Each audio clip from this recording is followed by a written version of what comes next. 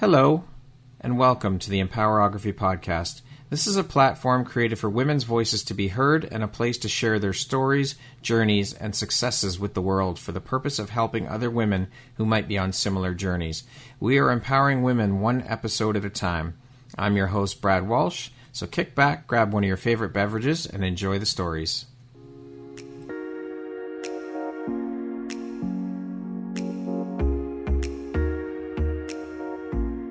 The world needs to hear your message and your story, so don't deny the world of that gift within you that the universe has given you. Someone out there needs to hear your story because it will support them in feeling hope, inspired, and even transformed. Do you want to discover how I help get my clients out of their own way, show up, and confidently share their message? I would love to extend an invitation to you to join me in my free masterclass, Start Your Own Podcast from Idea to Implementation, on Wednesday, April 5th at 1 p.m. Eastern.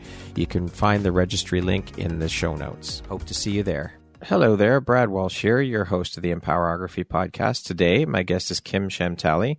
She is an entrepreneur, an aromatherapist, an international best-selling author, the owner and founder of Mechanics Balms, and last but certainly not least, a mother. Welcome, Kim. How are you doing today? I am very well, thank you. How are you? I am doing very well. Thank you so much for taking and making the time to be here with me today. I'm really excited and looking forward to jumping in and learning all about and sharing all about who you are and the beautiful light you put out into the world. So with that being said, let's jump right in. Kim, how long have you been an aromatherapist? I've been an aromatherapist now for 16 years, and that's, for me, it's like giving away a bit of my age. I think it's a lot of wisdom with these years that are going past. I've personally not heard of a lot of people that hold the title of an aromatherapist. Can you, for the people who might not know or might not have an awareness around it, explain what an aromatherapist is and what you do as an aromatherapist? An aromatherapist is a connoisseur of mixing and blending ideal chemistry within the body using plant and botanical life, such as fragrances and essential oils, to find balance.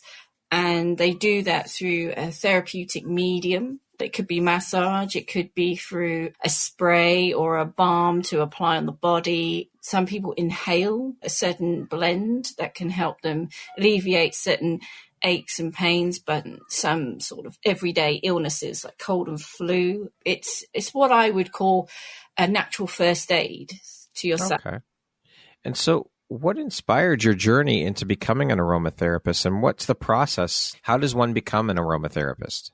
My inspiration came from really just wanting to see what my body was capable of. I wanted to know that I could find natural ways to heal without always having to call a doctor or having to ask someone else for advice. So I guess it came from an instinctive feel to then look at the nature around me and see how that would manifest in giving me what I need at a certain point in my life. And I wasn't alone in this feeling.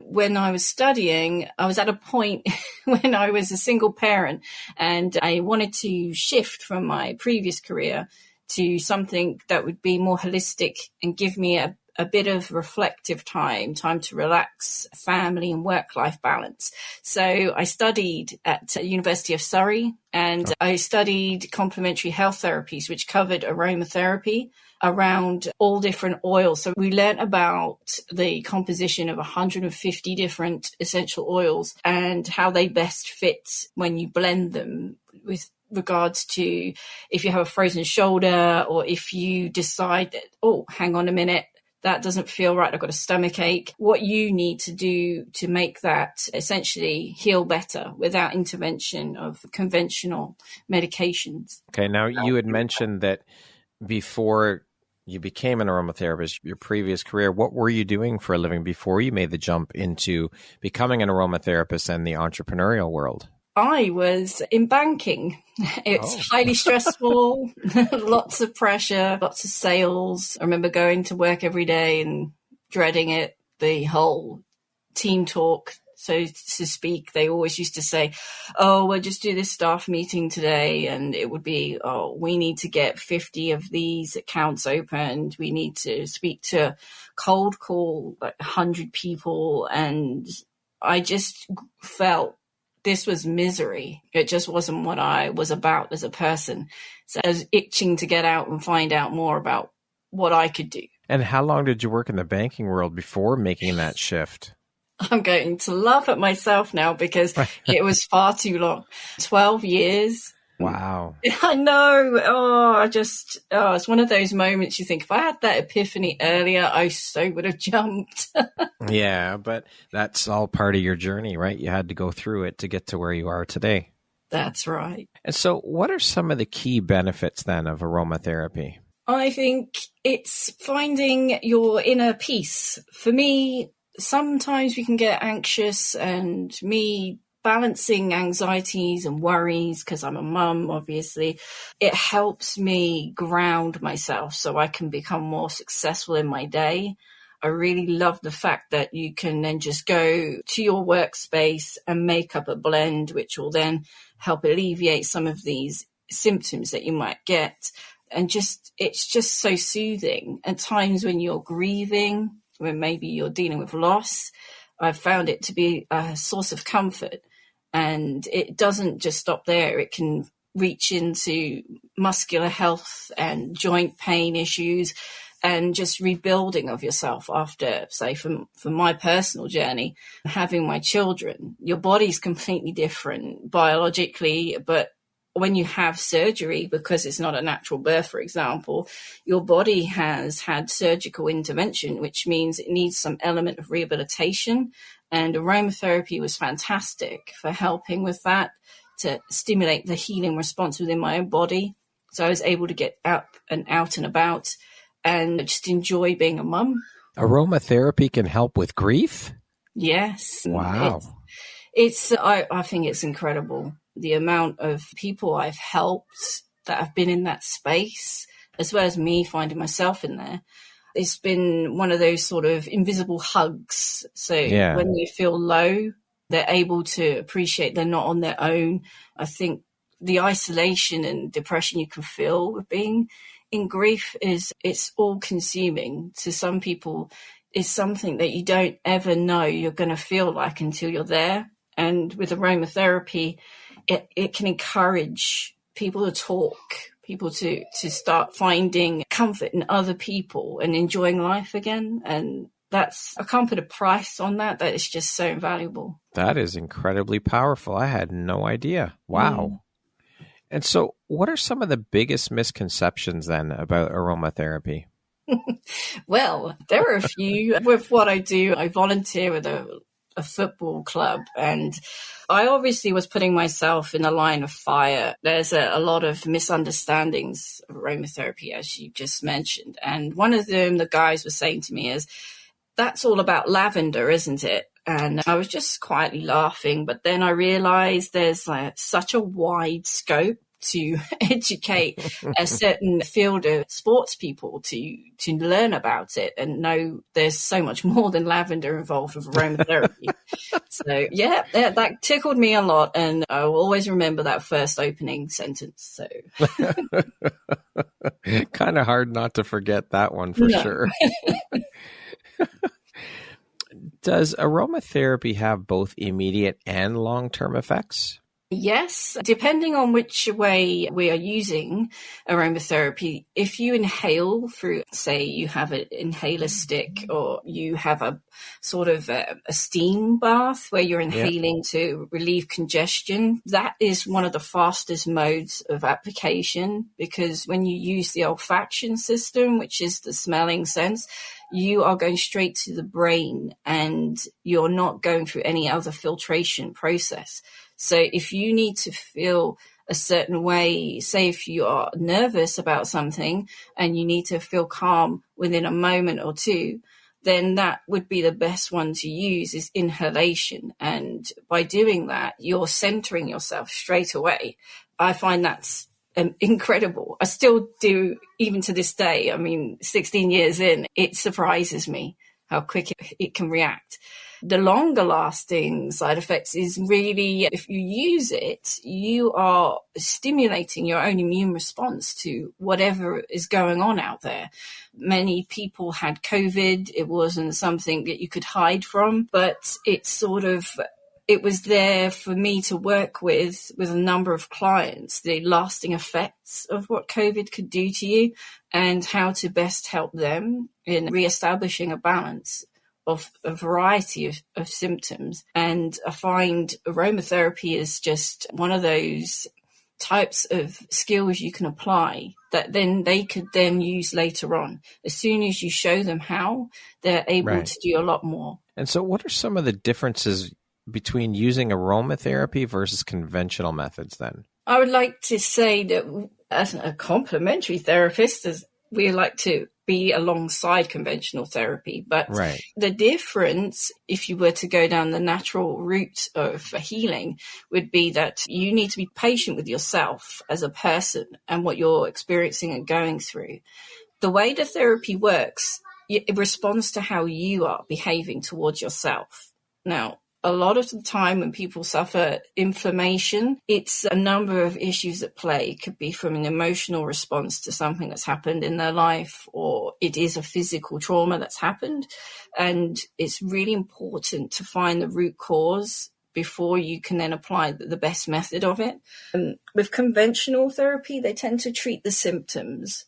And I don't think they have the time necessarily to look at the root cause for most people. And in a general practice in the UK, that can be a bit of an issue for a variety of reasons. People can have undiagnosed long-term illnesses that have the opportunity to develop and get worse. And I find that that's a shame. Yeah. If we can work together, it can almost act as a triage for GPs to then refer non-urgent, but perhaps those that require more time to then come forward, where we can help as therapists to establish more of a root cause and then refer back. I would like to see that be more prevalent going forward, but we can see. Have you seen that happening a little bit then in the UK with what you said, using aromatherapy as a supplemental thing to conventional methods? Has this been happening and you just want to see more of it, or has it not been happening and you want to get that going in the UK alongside the conventional methods? I've seen parts of it happening whereby as a therapist, muscular skeletal issues, we're seeing more people come through to us because they can't get seen by a GP and they can't get seen at accident emergency. They're not getting seen quick enough. The waiting times are through the roof, and for that they need urgent assistance, so they're not willing to wait around. So attitude and behavior is changing. People are searching for alternatives and they are looking in our direction. And this is where we need to sort of be on our A game and deliver a good level of care, but also the best intentions when we're treating them, so that we never assume. We always work with what people already know and then go from there. So I have seen a change, and I think it's just going to change a bit more because people are knowing that we exist, but also the ease of access to find us. But, you know, for me as a producer of aromatherapy products, they're learning how best to use them. And this will then open the door further still to have these conversations with general practitioners and other medical professionals. Do you see that actually continuing to grow and happen between alternative methods of healing and medicine working side by side with your GPs, etc.? Do you really see that happening? I would like it to. We've been wounded in the past. I'm not going to deny that whenever we've had conversations and medical professionals are quick to dispel that anything we did was really a placebo. There was no substantiated scientific proof. But now there are more research papers to suggest otherwise. They are listening. And this is the first time in a long time that perhaps there is room for an alliance where we can work together. So there needs to be a mutual respect across both fields. Yeah. And it clearly doesn't go both ways right now. No, for sure. I've lived and breathed this many a time, and I've had conversations with consultants where they've just said, no, this won't work. Why would you want to pursue that? Then they've turned around and said, actually, it did work. But, I'm like, get your story straight. Jeez. I'm like saying, okay, so I'm not going to get an apology from you. No, of course not. I just wanted the best outcome for my client. But yeah. This is you saying you kind of agree, which is good news for me. What is one common myth about your profession that you'd like to debunk? Well, when people say it's hocus pocus, it's like you're a witch. Definitely not. Jesus. Definitely not. I'm not any of these things. It still happens. Like even like a couple of months ago, they can't believe that you can do this kind of therapy. But as also a light worker, work with energy, there's something that's in us that we share with people. We help them. And because they can't quantify it with science, they're quick to then come up with their own rational thinking, and it's way off the mark. It immediately gets dismissed because they can't quantify it with scientific data, right? And they just love numbers. They love numbers. They love something that's tangible. They can read off a script. It's this, it's this, it's this. And sometimes there are no explanations why somebody can spontaneously remove cancer that they had in their body. They can't explain it. And they try so hard that it almost is awkward to listen to. Just say, sometimes miracles can happen to people. That's right. And you must accept that, that person had a mission. They wanted to live. And this is their mission. And, I was treating a 28-year-old young lady that had just had a child. The child was 8 months old, and she was stage 4 bowel cancer. And I was at this hospice that was treating cancer patients, and she had the worst prognosis, and she had days where she thought she's not going to make it. And then she just had this total turnaround. We had sessions every week for, I think it was about 45 minutes. And I just saw her change. She started to fight. She started to fight for her life. And she was reading, she was swatting up on everything she could on ways to be healthier as a person, and her nutrition, her exercise, just her mindset. And it was fantastic. I nearly fell off my chair when she came in one day and she said, it's gone. Wow. It's gone. And I was crying. I was emotional because I just gave her the biggest hug ever. But it was just what it was going to be like for her family and for her child as well. How incredible. It was such a powerful day for me to be able to witness that. That is absolutely incredible. What advice would you give someone wanting to pursue a career as an aromatherapist? Lots of patience. You might have sort of tuned into your psyche that it's something that you like to do. But with passion comes the finesse of skills. You need to take time to perfect what you're good at and learn those things that you're not so good at, because it's still part of your skill. It's still part of aromatherapy. So maybe you like blending, but you're not going to learn all about your plant life, which might let you down later on. You still got to do a little bit of swatting, still got to sit there, do your exams. It's part of the course of becoming the best you can be. So there's always something you don't like, but the benefits and the potential you can reach far outweigh that. Love it.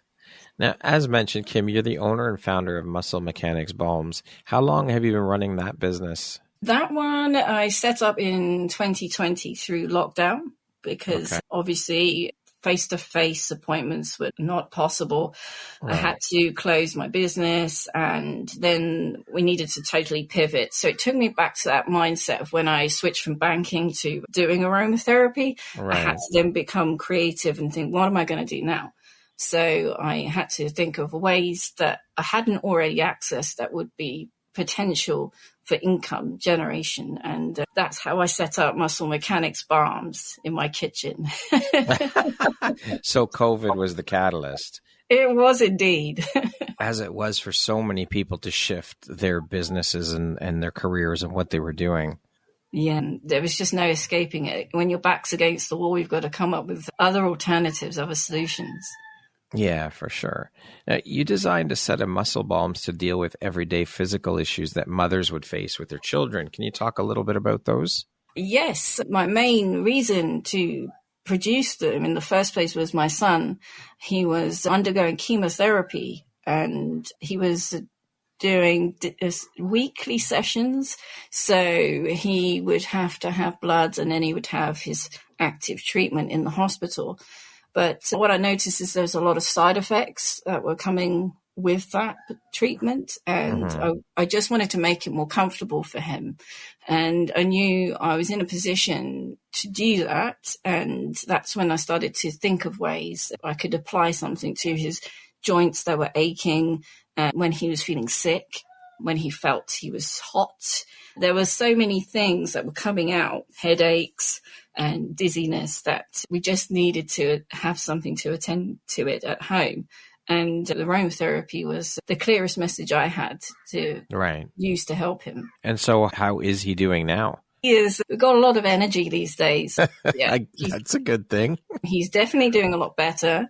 They managed to stabilize the tumor that he had. Beautiful. And yeah, he screams to the top of his lungs about how good this magic balm is, because it's magic. Everything is magic. Oh, and I love that. You know, so we go back to the witchery thing again. I swear it's not me. This came from him. And he said, it's magic balm. I need it on my ankle today. Mom, can you put some on there? Because I want to be able to do the sponsored walk. So I put some on before school. And then off he goes. And it's breathtaking seeing him progress so much. At the same time, I'm just thinking, wow, look at that. He's got to be the inspiration behind all of it. I mean, that's incredible. He is. He was the one that gave me the idea to set it like jelly in the fridge. Because I was trying to think which ways to make this work. I said, it's a bit too slippery as an oil. I don't think this is going to work. The spray doesn't work deep enough. What am I going to do? And he goes, set it like jelly. And then I just came together with my ingredients. I put it in the fridge and I set it like jelly. Yeah. And he was right. I mean, obviously there was disaster behind me with all these cakes we were baking and it was going wrong. But his point was very, very good for me. Because it's set very well. And when I tried it, it was amazing. I thought, it works. And we had this eureka moment amongst all the chaos. That is amazing. Is he still going through treatments? No, he did very well. Everything shrank as much as it could do. And he came off the treatment in July 2020, which amazing. It was good. And now we've just got a clear run of rehabilitating and getting back out there. Oh, that's such beautiful and great news. Thank you for sharing that, Kim. That's all right. You're welcome. You say it's your mission to teach others the benefits of how natural ways of managing our health and fitness can make a positive impact on our lives. Why do you believe so strongly in this, and why have you decided to make this your personal mission? I think because of my own family's journey and my personal journey with it, that we don't know enough. We don't know enough about our own body's potential. We don't know enough about our own healing capacity. And it's something people have become so reliant on other people telling them what to do that they've lost touch of what's already innate and within them. And I would like to see that change, where people trusting themselves more and using their instincts when things aren't right. They are exploring why that is, rather than sitting on it, expecting it to go away, burying their head in the sand. I think having knowledge is powerful. It gives you the chance to do something about it. And that's what I would like to do more, is just to give people that edge. They can always trust themselves. Why not? You know, if you feel that you're doubtful about something, go and get a second opinion.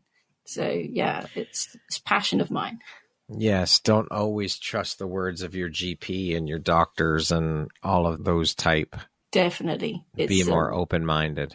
It's, just to be receptive of other ways of doing things. If you get 5 people in a room and you ask them to draw something, they're not going to draw the same thing. And this is how we think as people. We shouldn't be conditioned by our surroundings. We should listen to what we are capable of doing and come up with our own suggestion and not be afraid to verbalize that. Yeah, absolutely. Well, I love your mission. I think it's great. Thank you. It's a bit crazy at times because there's a lot of people. Well, yeah, but you'll get there. It's one person at a time, right? That is true. I can't go any further than that at any one time. Sometimes when your diary is stacked, you're just thinking, one client at a time. Yeah, that's it. What lights you up or is the most inspiring part of the work that you do, Kim? I love seeing people change and become so much more aware of themselves from the first time they come in. When they come in, it's like the last chance saloon. They feel like all the colors drained. They're like, I've tried everything. I tried this. It didn't work. This didn't work. And I thought, there's no pressure here. No pressure. Yeah. Okay. And then they keep talking and they keep talking. And they just look like they've lost themselves. And I just absorb that moment and capture it. And then maybe 6 months later, we have this conversation where they're feeling like they're doing so much better. They've achieved buying their house, or they've got married, or something, like they've conceived a child that's been long awaited. And, they can't even believe it. That was them 6 months ago. But I always bring out their notes and go, do you remember this conversation you had? I love that. Yeah, that's the best bit, because you only ever want them to be the best they can be. And being a guide, being a healer, or just being that sort of nurturing person that just says, look, this is your time. What do you want to do today? How are you feeling? Let's work with where you're at, rather than pursuing a certain system of how we're going to do things. It just allows them to be themselves, and that's the best bit. Beautiful. Now, on the flip side of that, Kim, what would you say is one of the most challenging parts about the work that you do? Well, the challenging part would be just sometimes things can be too advanced. I remember working at this hospice, and there were a lot of people, and some of them were going to die. And you have to be at peace with that. You cannot save everybody or help everybody. There are always some that have made their decision, and this is the way that it's going to be. And the acceptance of that is such a challenge, because you get very close to them. And as a therapist, you have to learn to protect yourself, not to get too close, that you cannot detach, because the grief involved in that is so real. And to be absorbed in that every day. I appreciate how doctors and surgeons and medical professionals have to act, because that is just so raw, being in that moment when things are like that. And you have to say goodbye to people when you only saw them in the morning, and then they're no longer there the next time you show up to treat them. That's the most challenging part. It's never easy. It's never easy. And I can totally understand when they always say in an off-cuff interview that, we're human, we feel things too. And, it's true. It's so challenging. For sure. What do you think your unique skill set or superpower is that's helped you become successful? Boundless energy. I don't know where it comes from. People want deep within. How do you do that? You run 2 marathons? What's wrong with you? It's buried deep within, and you just tap into that reservoir. Yes, it's a hard one to explain, because people say, you're always doing things, you're always so busy. I'm just thinking, well, actually, for me, this is what I'm used to. It's normal. It's my normal. Yeah. So. Speaking of success, Kim, how do you define that word? What does the word success mean to you? That's a very good point. Success, if you look at reflection of where you were, say where you were last month, where you were 10 months ago, and you feel better, that's success. It could be that you've lost 10 kilos. It could be that you've managed to get your children to school and everything's gone smoothly. You have got your health, but also just being able to see something through. So you start something and that you finish it. Yeah. That to me is important. Absolutely. To others, it might not be. But for me, finishing something that I start is something that I was terrible at when I was younger. Excellent. What is one of the most important things you've learned in your life? And what was your life like before learning it? What was your life like after you learned it? I've learnt to be resilient and to never give up on something. I've had to really dig deep and face a lot of fear, but most of all, just face the negative shadow side of ourselves that we don't always like to confront, the side of ourselves that always comes out when you're doing well and wants to sabotage. So I've learned to embrace it and face it and just go, well, not today, thanks. I'm happy where I'm at and I want to continue staying that way. So it's like those conversations, and I'll relate it to running because obviously in a marathon, you're having these mental conversations a lot. Yeah. You go for miles, 10 to 13, everything is great. The first half marathon is great. And then you go, hang on a minute, what's happening to my body? And then fear comes in. Oh, this doesn't feel right. Something's happening. And you have these discussions and it's like you could quit if you wanted to because they're not going to stop you. You could just pull out any time or you could keep going. And it's the keep going and putting yourself in that mindset of what it would feel like when you got to mile 18.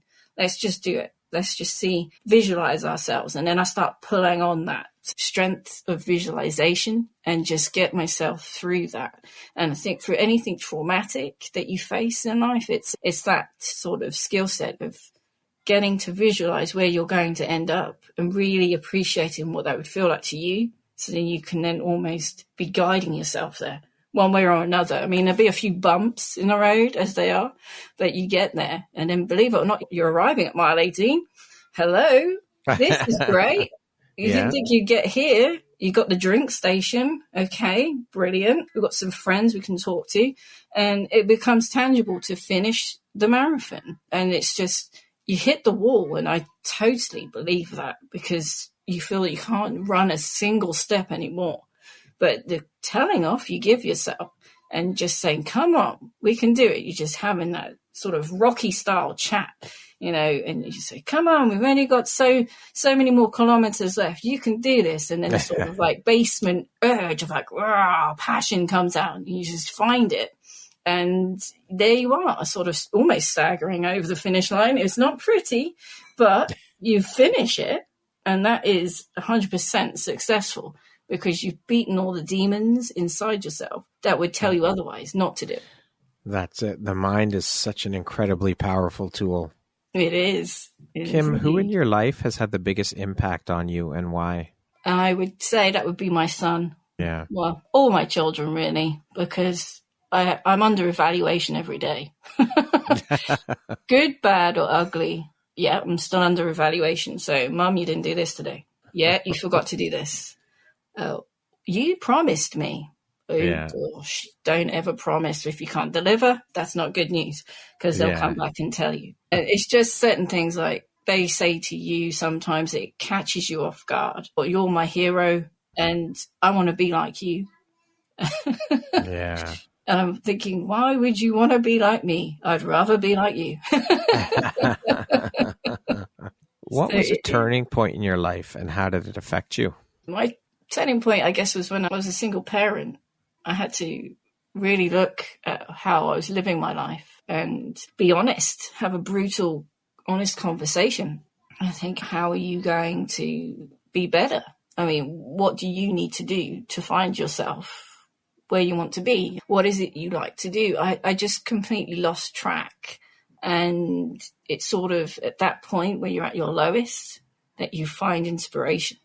And I think being with my daughter at that time, it was a very powerful moment where she's just there in her little rocker, about 6 months old, staring at me, these big brown eyes. And I'm thinking, oh, okay, Mum needs to sort something out here. Yeah. We need to reach for bigger, better things.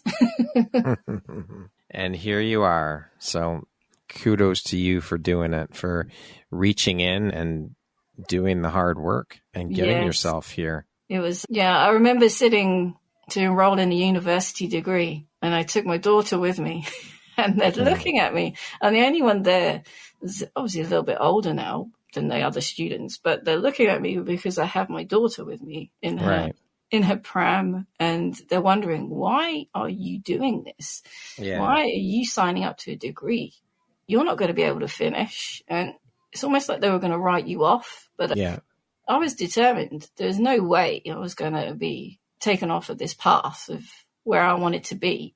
So I sat there and did my interview, and the lecturer said, fine, but you know what you've got to do? And this is why I remember it now. You must remember to hand your work in. Hand it in. Jeez. Yes. I was like, okay. The resilience. There you go. I love it. Kudos to you for having the strength and the resilience and the courage to do it. You should be very proud. It was one of those moments at the end when we graduated. I made my daughter a mortarboard. So we both had one. And so I made hers with a little hairband, and she was about 3 years old. And I had one, and we had a photo together because I just said it was more her degree as it was mine. Yeah. Because of the time I spent completing everything, but also time she spent having to then go to nursery and, the sacrifices you make, because it's not without that that you get there. I love it. Kim, what does the word empowerment mean to you? Ooh, I love this word. I just love it for many reasons. Well, we could say it's wisdom, knowledge, just being totally aware of where you are and everything around you, and that you're in the best place possible. It's just you're pulling on all your skill sets, all your resources, and you're operating at the highest level. Okay, we're going to jump into a little rapid fire section here. So the next grouping of questions will just be 2, 3, 4-word answer type thing, okay? Okay. How would you describe yourself in one word? Relentless. What is your favorite self-care practice? Meditation. If you could teach the world one thing, what would it be? To love unconditionally. If you could be remembered for one thing, what would it be? My healing skills. Early bird or night owl? Night owl. If you were writing your autobiography, what would the title be? The Resilient Spirit Warrior. What never fails to make you laugh? My children. And that concludes our rapid fire section. Now back to our regularly scheduled program. You did great. You rocked it. What is one lesson, Kim, that your career has taught you that you think everyone should learn at some point in their life? To never give up on your dreams and to just try again. No two results are the same. You can just give it another go. Just don't be so quick to quit everything just because it didn't work out. What challenge in your life has shaped you the most? A challenge for me is dealing with my own levels of low mood I can achieve. It's like depression. It's part of my genetic makeup. Unfortunately, as it is, it's something that I've had to face up to. And that is my biggest challenge. But through my self-care routine and methods, I've learned to live with it. And every now and then when it creeps up, I'm able to deal with a positive intervention to stop it from escalating. If you had the opportunity to sit down and have a 1-hour conversation with one woman, any woman in the world, who would it be and why? Well, I was going to say the Queen of England, because I wanted to just find out how on earth she did the job she did for so long, like 70 years of service. And she is an incredible woman, very humble and kind. And I like those qualities. And it was very sad to hear of her passing. So yeah, for me, I would have loved to have an hour's conversation if I was allowed. Kim, if you could go back and give your younger self one piece of advice, what would that piece of advice be? To not be scared of change, to not be too hard on yourself when sometimes things don't work out. And that's okay. You just have to learn to forgive yourself and not be so hung up on the little details of what didn't work out and why this didn't work. And just be relaxed in the approach that, life's still going. You can still be yourself. You can still find other ways to move forward. Sometimes those things that don't work out the way we want or the way we planned are actually working out exactly in our best interest. Yes, And Right. you don't always know this, especially when you're young. Yeah. You're just like going, oh, I can't believe this happened. Yeah. Why did he dump me? Oh, my relationship's rubbish. And Yeah. you're there and you're punishing yourself. And the worst pain is self-pain you inflict on yourself through all these things that happen, rather than just giving yourself extra self-love and care. You tend to take it out on yourself instead. And then that leads to a number of issues like weight gain, just feeling terrible. And I think learning about that and acknowledging it and then working on it to become better is the most important lesson you can ever do. Absolutely agreed. Lastly, Kim, if you were to deliver your last 30-second speech to the world, your corner of the world, your tribe, your people, what would that last 30 seconds sound like? What words of wisdom would you impart? Well, I would just say never underestimate forgiveness. No matter how much pain you're going through, there's always love the other side. There's never enough love. You can always give more, and to remember to extend kindness beyond the capacity of who you know and what you think you know, because it will always come back to you. And, treat others how you'd wish to be treated yourself. Beautifully said, Kim. Thank you so much for being here with me today and for taking and making the time to chat with me. It has been an absolute pleasure and very educational, I might add. So thank you very much for sharing your wisdom and for putting the bright, beautiful light out into the world that you do. I am grateful to have you as a member of the Empowerography community and to have had the time to sit down and chat with you. It's been great. I've enjoyed it. And it's, I love the style of how you approach the questions. It's been great. Thank you. Thank you very much, Kim. Once again, my name is Brad Walsh, host of your Empowerography podcast. Today, my guest has been Kim Shamtally. She is an entrepreneur, an aromatherapist, an international best-selling author, the owner and founder of Mechanics Balms, and lastly, but certainly not least, a mother. Kim, thank you so much. I hope you have an amazing rest of the day. Thank you. Take care.